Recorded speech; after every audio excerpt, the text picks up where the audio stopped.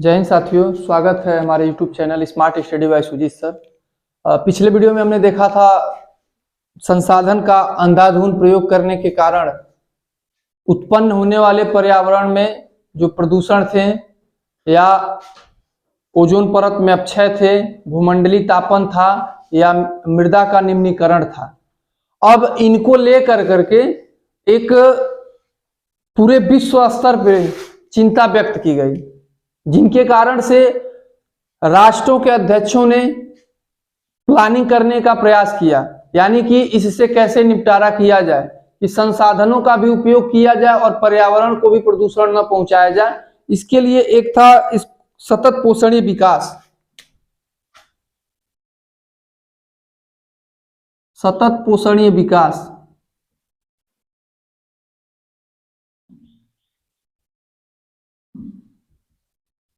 अब देखो, सतत पोषणीय विकास का मतलब क्या है। सतत मतलब निरंतर है, अब विकास मतलब विकास करना, पोषणीय मतलब उसको संरक्षण करना। यानी हम कह सकते हैं सतत पोषणीय विकास का मतलब होता है कि पर्यावरण को बिना नुकसान पहुंचाए, पर्यावरण को बिना नुकसान पहुंचाए विकास करना संसाधनों का, उसी को हम कहते हैं सतत पोषणीय विकास। यानी हम संसाधन तो बनाएंगे, संसाधन बनाएंगे, लेकिन हम अपने पर्यावरण को ध्यान में रख करके संसाधनों का प्रयोग करेंगे या बनाएंगे, यानी कि उससे पर्यावरण को ज्यादा नुकसान न पहुंचे। क्योंकि संसाधन हमें मिलते प्रकृति से हैं। अब अगर हम सोचेंगे कि पर्यावरण को बचा करके जो संसाधन उनका इस्तेमाल किया जाए, ऐसी चीजों को हम कहते हैं सतत पोषणीय विकास। यानी पर्यावरण को बिना नुकसान पहुंचाए जो हम संसाधनों का विकास करेंगे, उसी को हम क्या कहेंगे, सतत पोषणीय विकास कहेंगे। अब सतत पोषणीय विकास के लिए क्या हुआ, विश्व स्तर पर, विश्व स्तर का मतलब अंतरराष्ट्रीय स्तर पर एक सम्मेलन किया गया था। बहुत ही फेमस है वो सम्मेलन। कहां हुआ था? रियो डी जेनेरो में।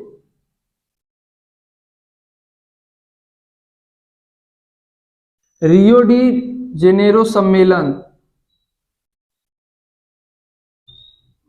अब सम्मेलन क्या होता है?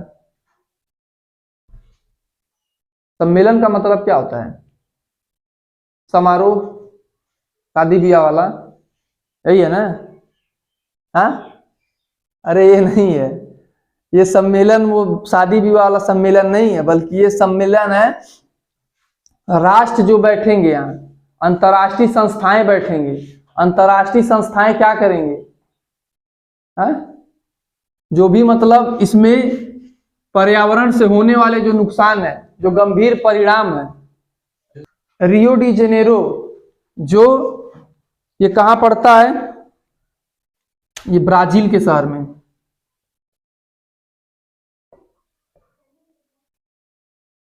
ये ब्राजील का एक शहर है, रियो डी जेनेरो सम्मेलन, मतलब इस शहर है जो ब्राजील का एक शहर है, रियो डी जेनेरो। यहां सम्मेलन हुआ था। सम्मेलन करने का पर्पस क्या था? सम्मेलन करने का यह था मतलब कि सतत पोषणीय विकास पे बल दिया जाए, मतलब पर्यावरण को बिना नुकसान पहुंचाए संसाधनों का उपयोग किया जाए। इसके लिए सभी देशों के राष्ट्राध्यक्ष आए थे। राष्ट्राध्यक्ष का मतलब क्या होता है? जो राष्ट्र का मालिक होता है, मतलब जो भी जिसके हाथों में सरकार कमांड होती है, प्रशासनिक। जैसे हमारे देश में प्रधानमंत्री जाएंगे सम्मिलित होने, बाकी देशों के राष्ट्रपति जो अगर राष्ट्राध्यक्ष होंगे तो वो जाएंगे। तो इसमें विभिन्न देशों के लगभग हम जानते हैं 100 देशों के लोग के राष्ट्राध्यक्ष शामिल हुए थे। 100 देशों के राष्ट्राध्यक्ष इसमें शामिल हुए थे। इसमें रियो डी जेनेरो शिखर सम्मेलन में। इसी को हम कहते हैं, अन्य नामों से भी इसको हम जानते हैं। इसी को पृथ्वी शिखर सम्मेलन कहा जाता है, रियो डी जेनेरो अर्थ समिट कहा जाता है। मतलब कई अन्य अन्य नामों से जाना जाता है इस सम्मेलन को, जो रियो डी जेनेरो में हुआ था। यह प्रथम अंतरराष्ट्रीय सम्मेलन था पर्यावरण को बचाने के लिए। कब हुआ था? 1992 में। 3 जून से 14 जून तक ये चला था।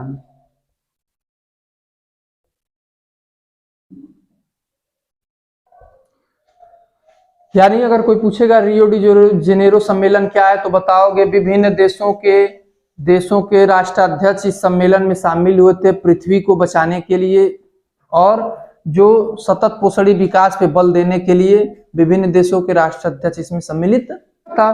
पर्यावरण संरक्षण, यानी इसका जो मतलब योजना था उसमें सम्मिलित क्या था, पर्यावरण संरक्षण, और क्या था,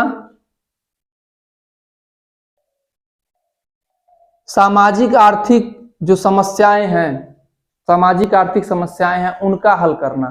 सामाजिक आर्थिक समस्याएं क्या हैं, जैसे कुछ सोशल और आर्थिक मतलब इकोनॉमिकल जो भी समस्याएं हैं उनको भी समाप्त करने के लिए इन योजनाओं का आयोजन किया गया। जलवायु परिवर्तन क्या होता है, क्लाइमेट चेंज। क्लाइमेट का मतलब होता है, जैसे नहीं देखते हो सर्दी गर्मी जुकाम, ये किसमें जलवायु के कारण ही होता है ना। तो क्लाइमेट में चेंज और जैविक विविधता के लिए इन लोगों ने क्या किया था, हस्ताक्षर किया था। हस्ताक्षर का मतलब क्या होता है, जैसे सभी देशों के लोग आए शामिल हुए, अपना अपना लोगों ने पक्ष रखा, किस प्रकार से पर्यावरण को सुरक्षित रखा जाए, किस प्रकार से संसाधनों का उपयोग किया जाए, उसको लेकर के इन लोगों ने उस पर एक हस्ताक्षर किया। अब हस्ताक्षर करने का मतलब हो गया वो समझौता हो गया, एक शर्त हो गया जिसको कि सभी देश मानेंगे कि किस प्रकार से हमको उपयोग करना है। इनका उपयोग का मतलब बाकी अन्य जो भी देश हैं उनमें भी किस प्रकार से इसका समाधान पहुंचाया जाए। मतलब कुल मिला जुला करके कि हम अपने फ्यूचर के लिए भी इसमें प्लानिंग किए थे। फ्यूचर प्लानिंग का मतलब यह संसाधन हम तो उपयोग कर ही रहे हैं, लेकिन आने वाली जो सदी है उसके लिए भी बचा करके उसके लिए भी रखा जाए, क्योंकि संसाधन होते क्या है, सीमित होते हैं। तो बहुत सीमित होने के कारण हम इनका ज्यादा उपयोग न करें, सीमित मात्रा में करें, जितना आवश्यक हो उतना ही करें। तो ये चीजें होती है इसमें। तो इसका मेन जो एजेंडा था यही था, कुल मिला जुला करके पृथ्वी को बचाना, पर्यावरण को नुकसान न पहुंचाना और संसाधनों का एक सुनियोजित ढंग से उपयोग करना। तो दो टॉपिक हैं, सतत पोषणी विकास इसी के अंतर्गत शामिल भी हो जाएगा, क्योंकि इसका भी लक्ष्य था सतत पोषणी विकास। सतत पोषणी विकास का मतलब हमने क्या देखा, पर्यावरण को बिना नुकसान पहुंचाए संसाधनों का उपयोग करना। देखो अब ऐसा नहीं है कि संसाधन हम पर्यावरण को बचाने लगेंगे तो संसाधन नहीं बनाएंगे। जैसे अब सोचोगे तुम लोग के मन में आएगा तो सर फिर पर्यावरण अगर हम संसाधन बनाएंगे तो पर्यावरण को नुकसान तो होगा ही, तो फिर संसाधन कैसे होगा। तो दोनों का समावेश होना जरूरी है। लिखा गया ना, आर्थिक और सामाजिक रूप से जरूरी भी है संसाधन भी, लेकिन हम ऐसे संसाधनों का उपयोग करेंगे, ऐसे प्रौद्योगिकी से संसाधनों का निर्माण करेंगे जिससे हमारे पर्यावरण को कम से कम नुकसान हो। नुकसान तो होगा ही, लेकिन कम से कम हो, अंधाधुंध न हो, जो अंधाधुंध तरीके से मतलब कुछ भी समझ में। पर्यावरण को हम अपना ध्यान में रखते हुए संसाधनों का विकास करेंगे। इसी के तहत एक एजेंडा 21, देखो नाम से ही सब कुछ पकड़ लेंगे हम। एजेंडा 21, अब ये क्या है, एजेंडा मतलब एक लक्ष्य है, किसके लिए, 21वीं शताब्दी के लिए। यानी एजेंडा 21 से मतलब ये हम समझ लेंगे क्या, सतत पोषणी विकास, यानी विश्व के सहयोग के द्वारा 21वीं सदी के लिए प्लानिंग करना। प्लानिंग करना मतलब क्या है, जैसे हम किस हिसाब से संसाधनों का उपयोग करें कि वो आने वाले हमारे 21वीं सदी को भी उपलब्ध हों। जैसे चीजें हम देखते हैं ना, वंशानुगत चलता जाता है, क्रम वाइज चलता जाता है। आज अगर जमीन है तो ये अगर किसी मान लो गार्जियन हमारे उनकी है, फिर आने वाले हमारी है, आने वाले हमारे बच्चों की है, उनके बाद उनके बच्चों की, उसके बाद उनके बच्चों की, ये चलता आता है। तो बचा करके रखा जाता है कि नहीं। अच्छा, धन संपत्ति संपदा लोग किसके लिए बचा कर रखते हैं, मार पैसा जुटा रहे हैं, हाय पैसा हाय पैसा, पैसे में आदमी पैमाल है, किसके लिए, बच्चों के लिए, अपने लिए थोड़ी ना है। जो रिजर्व करके रख रहे हैं कई लोग, वो किसके लिए, आने वाली पीढ़ी के लिए। उसी प्रकार से इस एजेंडे 21 का भी लक्ष्य था कि 21वीं सदी के लिए हम क्या करें, विकास करें। 21वीं सदी के लिए संसाधनों को उपलब्ध करा के रखें ना, पर्यावरण की जो क्षति हुई है संसाधनों के उपयोग से और जो गरीबी हुई है उनसे निपटना। बहुत ऐसे देश हैं देखोगे जहां संसाधनों का अभाव है, बहुत ऐसे देश हैं जो बहुत गरीब हैं, उनसे भी उनका भी सहयोग करना एजेंडा 21 का लक्ष्य है। ऐसा नहीं कि हमारा विकास हो चुका है तो बस हम अपने भरोसे रहें, बल्कि हमको अन्य देशों से भी, अन्य देशों का भी मदद करना है। तो इसीलिए इसमें यानी कि पर्यावरण का जो संरक्षण वो भी करना, गरीबी को मिटाने का भी लक्ष्य है और संसाधन सबके लिए उपलब्ध कराना, यही एजेंडा 21 का लक्ष्य है। एजेंडा 21 है क्या, बता दोगे? कुछ नहीं, 21वीं सदी के लिए जो भी कुछ संसाधनों की उपलब्धता बनाए रखे जाए, इसके लिए इसमें एक तरह से प्लानिंग किया गया था कि हम संसाधनों का उपयोग किस प्रकार से करें कि हमारी आने वाली पीढ़ी भी संसाधनों का उपयोग कर सके, जो हम उपयोग करते हैं वो हमारी आने वाली पीढ़ी भी करे। यह नहीं कि आज कोयला पेट्रोल जो भी है सब आज खत्म कर दिया जाए, आए देखा जाएगा जब। लेकिन हमारे भारत वाले तो बिल्कुल नहीं देखते हैं। बाकी देशों में तो उपयोग उपभोगवादी होते हैं, लेकिन हमारे यहाँ क्या होते हैं? हमारे यहाँ भंडार करने वाले लोग होते हैं। पैसा अगर है तो पैसे का वो बिजनेस नहीं करेंगे, बल्कि क्या करेंगे? अकाउंट में रखेंगे, तिजोरी में भर देंगे, आने वाली हमारी पीढ़ी है वो काम करेगी। बाकी देशों में देखोगे तो डेवलप करने का कारण एक ये भी है कि पैसा वो मार्केट में चलाते हैं। मार्केट का मतलब वो मार्केट में रनिंग कर रहा है, उससे पैसा भी आएगा और कई लोगों का उससे रोजगार भी जुड़ेगा। लेकिन हमारे यहाँ तो रख लो हमारे, और गरीबी को मिटाना ये लक्ष्य है हमारा। इसको अंतर्राष्ट्रीय स्तर पर भी, राष्ट्रीय स्तर पर भी और स्थानीय स्तर पर भी, तीनों तरह से अपने अपने अनुसार इस पे एजेंडा 21 को तैयार कर सकते हैं। जो जिस भी देश की या जो जिस भी प्रदेश का या जो जिस भी स्थानीय चीजों का जो भी मुद्दा रहेगा उस पे एक प्लानिंग अपना बना सकते हैं। यही एजेंडा 21 का लक्ष्य था।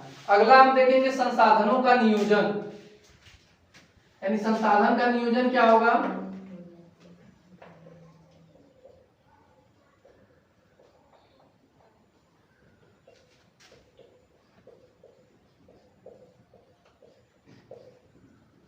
संपूर्ण तरीके से संसाधनों का प्रयोग करना। विवेकपूर्ण तरीके क्या है? विवेक मतलब क्या होता है? कहते हैं लोग बुद्धि विवेक, तो बुद्धि विवेक क्या है? दिमाग के साथ सोचना, यानी दिमाग लगा करके संसाधनों का उपयोग करना। कितनी जरूरत है, कितनी आवश्यकता है, उस विवेकपूर्ण तरीके से हम संसाधनों का उपयोग करेंगे।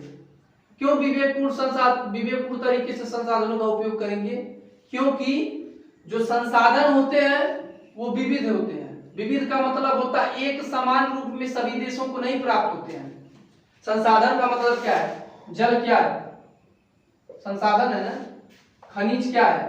संसाधन है। किसी देश में खनिज मिलेंगे तो जल नहीं रहेंगे, किसी देश में जल मिलेंगे खनिज नहीं रहेंगे, यानी अलग अलग इनमें विविधता है। तो जब ऐसी कंडीशन है तो इनका उपयोग हम सीमित मात्रा में ही तो करेंगे। अब जिनके यहाँ खनिज है तो क्या इसका मतलब एकदम खनिज उड़ा उड़ा के चलता रहेगा? तो जल का भाव है। अब जल का भाव तो जल उसके मान लेते हैं थोड़ा मात्रा में होगा तो जल को बहुत सीमित तरीके से तो इस्तेमाल करेगा। जैसे भारत में जैसे हम देखते हैं मध्य प्रदेश, छत्तीसगढ़ और झारखंड, वहां खनिज की मात्रा ज्यादा है, खनिज की मात्रा ज्यादा है। बाकी अन्य प्रदेशों में देखेंगे तो वहां क्या है? खनिज का अभाव है। भारत के अन्य प्रदेशों में देखेंगे तो खनिजों का क्या है? अभाव है। जैसे उसी प्रकार हम देखेंगे अरुणाचल प्रदेश में जल तो बहुत अधिक मात्रा में है, लेकिन वहां क्या है? संसाधनों का विकास नहीं हुआ है, यानी अभी वो विकसित नहीं है। उसके अलावा लद्दाख में हम देखेंगे तो लद्दाख में क्या है? मरुस्थल है, ठंडा मरुस्थल है, सांस्कृतिक विविधता के मामले में बहुत ही शानदार राज्य है, लेकिन अभी भी उसका विकास नहीं उतना हो पाया है। कहने का मतलब यह है कि संसाधन सुनियोजित तरीके से नहीं है। किसी राज्य में कोई संसाधन अधिकता में है तो कोई अल्पता में है, कोई बहुत ज्यादा है संसाधन तो कुछ संसाधनों का अभाव है। तो उन संसाधनों के अभाव के कारण उनको विवेकपूर्ण तरीके से ही तो उनका इस्तेमाल करना पड़ेगा। नियोजन का मतलब क्या है? रिसोर्स प्लानिंग, यानी एक प्लानिंग के तहत हम संसाधनों का उपयोग करेंगे ताकि संसाधन सीमित है तो उनका सही मामले में इस्तेमाल किया जा सके कि आने वाली पीढ़ियों के लिए भी कुछ बचा कुचा कर रखा जा सके। अभी नहीं है कि खेत 10 बीघा है तो अपन ये जीते जीते बेच डाल लेना, भविष्य हमारा भीख मांगे है? ऐसे तो होगा नहीं। प्लानिंग करेंगे तो हमारा सबसे मिला जुला करके कुल यही मुद्दा है कि विवेकपूर्ण तरीके से संसाधनों का उपयोग करना जरूरी क्यों है? क्योंकि हम उदाहरण देखें, विविध राज्यों में या विविध देशों में संसाधन, कुछ संसाधन अधिकता में होते हैं तो कुछ संसाधन अल्पता में होते हैं, यानी बहुत से संसाधन बहुत ज्यादा रहेंगे तो पता चलेगा कहीं ना कहीं माइनस पॉइंट भी जाएगा, कुछ कमी भी है कुछ ज्यादा भी है। तो दोनों को मेंटेन करना है, किसके तरीके से? विवेकपूर्ण तरीके से उनका उपयोग हमको करना है और सतत पोषणी विकास पे लक्ष्य देना है। सतत पोषणी विकास एक शब्द ही बहुत है पूरे इसके लिए, टॉपिक के लिए, क्योंकि पर्यावरण को नुकसान न पहुंचाते हुए और बुद्धि विवेक के साथ संसाधनों का उपयोग करना। क्यों बुद्धि विवेक के साथ संसाधनों का उपयोग करना? क्यों रिसोर्स प्लानिंग जरूरी है? अगर हम प्लानिंग नहीं करेंगे, जैसे देखो घरों में जिनके यहाँ है वो अपना 1 साल का प्लानिंग कर लेते हैं कि इस सालों में हमारे खाने के लिए अनाज इतना हम संरक्षित करके रख लेते हैं। अब उसका लगेंगे कि अब जब 1 साल के लिए रिजर्व करके रखे हैं तो उनका अपना बुद्धि विवेक से ही तो इस्तेमाल करेंगे कि 1 दिन में पता चलेगा कुल खर्चा कर देंगे, 1.5 महीना में पता चले आने वाला भविष्य संकट में आ जाए। तो उसी प्रकार से यह भी है, संसाधन का उपयोग करना भी इसी को, नियोजन करना इसी को कह सकते हैं कि अलग अलग तरीके से संसाधन अलग अलग मात्रा में अन्य अन्य स्थानों पर हैं जिनका उपयोग हम बुद्धि विवेक के साथ कर सकते हैं। तो यही था 3 टॉपिक जो हमने आज देखा। पहला जिसमें हमने देखा सतत पोषणी विकास, यानी कि पर्यावरण को बिना नुकसान पहुंचाए विकास करना, ये क्या है? सतत पोषणी विकास है। अब पर्यावरण के जो संसाधनों का उपयोग करने के बाद गंभीर जब परिणाम देखने को मिले तो पूरे विश्व के राष्ट्र अध्यक्षों ने चिंता व्यक्त किया, जिसके लिए ब्राजील के एक रियो डी जेनेरो शहर में 1992 यानी 1992 में 3 जून से 14 जून के बीच 100 देशों के राष्ट्र अध्यक्षों के बीच बैठक हुई और उस बैठक में सतत पोषणी विकास पे बल दिया गया कि हम पर्यावरण को बिना नुकसान पहुंचाए संसाधनों का उपयोग करें और जो पीछे आर्थिक रूप से या सामाजिक रूप से गरीब देश है उनकी भी मदद करें। इस तरह के हस्ताक्षर हुए थे रियो डी जेनेरो में। फिर एजेंडा 21 तैयार किया गया, अलग अलग देशों के लिए अपने अनुसार वो एजेंडे को तैयार कर सकते हैं। एजेंडा 21 का मतलब है 21वीं सदी की प्लानिंग करना। फिर संसाधन का नियोजन हमने देखा, तो संसाधन के नियोजन में विवेकपूर्ण तरीकों से संसाधनों का उपयोग करना, क्योंकि जो संसाधन होते हैं वो उनकी कहीं ना कहीं प्रचुरता भी होती है तो कुछ संसाधन की अल्पता भी होती है, उनका बैलेंस बना करके उनका उपयोग करना, यही हमारा संसाधन नियोजन है। इस चैप्टर का मतलब इस टॉपिक को यहीं समाप्त करते हैं। अब नेक्स्ट टॉपिक में हम देखेंगे अगला जो भी टॉपिक आएगा।